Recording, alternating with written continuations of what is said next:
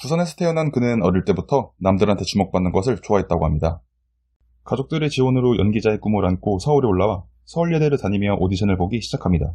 그렇게 영화 시린의 새벽을 시작으로 여러가지 단역, 조연으로 연기 이력을 쌓아 영화 스페어에서 첫 주연을 맡습니다.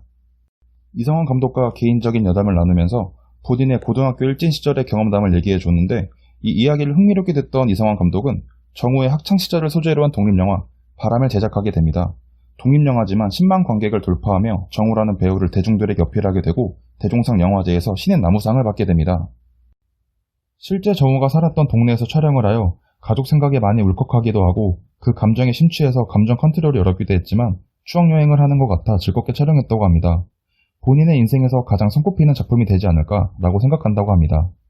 무명이 길었던 그는 드라마 최고다 이순신을 통해 데뷔 12년 만에 KBS 신인상을 수상하게 되고 이후 응답하라 1994에서 극중 쓰레기를 연기해 많은 인기를 얻어 백상예술대상에서 상을 받기도 했습니다.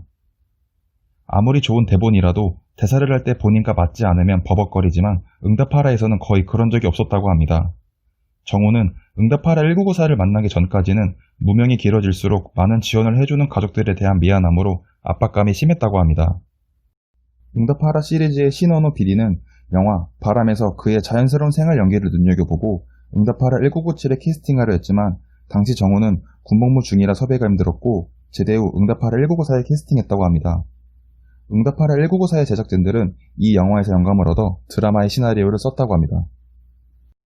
정우는 몸이 상당히 좋은데 운동을 열심히 한 이유는 일이 없던 시절 자신이 살아있음을 느끼고 싶을 때마다 헬스장을 갔다고 합니다. 정우의 데뷔 첫 광고는 피자 광고입니다.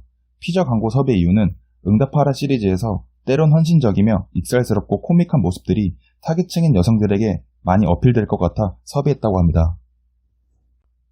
응답하라 종영 후 많은 광고를 찍었는데 드라마에서 대호 시에루를 타던 모습을 눈여겨보던 기업 관계자로 인해 자동차 광고도 찍었다고 합니다. 작품을 선택할 때 어떤 장르가 됐건 선택에 제약을 두지 않는 편이라고 합니다.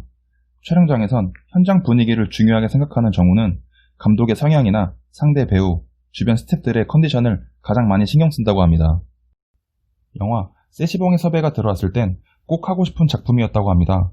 영화 속 시대를 느껴보고 싶어 LP판으로 음악을 틀어주는 카페에 가서 시나리오를 읽었다고 합니다. 영화 히말라야 촬영 때 배우 중 체력이 가장 약하고 고산병으로 인해 엄청 고생을 했다고 합니다. 하지만 영화 촬영 후에는 등산을 할 때 뛰어다닐 정도로 체력이 좋아졌다고 합니다. 영화 재심의 시나리오를 보면서 여태껏 느껴보지 못했던 감정이 몇 번이나 들어 눈물이 울컥했다고 합니다. 영화 속 그가 파마를 했다고 생각했지만 원래 본인 머리라고 하고 촬영 중 문에 달린 유리창이 깨져 이마를 50바늘이나 꿰맸다고 합니다. 영화 붉은 가족에서 만난 배우 김유미에게 호감을 가지고 먼저 다가갔고 둘은 연인으로 발전했습니다. 2016년 1월 둘은 결혼하였고 같은 해 12월에는 이쁜 딸을 등려했습니다. 현재 그는 이웃사촌, 더러운 돈에 손대지 마라, 뜨거운 피에 촬영을 마쳤고 개봉 시기는 모르지만 연달아 개봉할 것으로 보입니다. 영상 재밌게 보셨나요? 제가 준비한 영상은 여기까지입니다. 다음에도 멋진 배우들과 돌아오겠습니다. 감사합니다.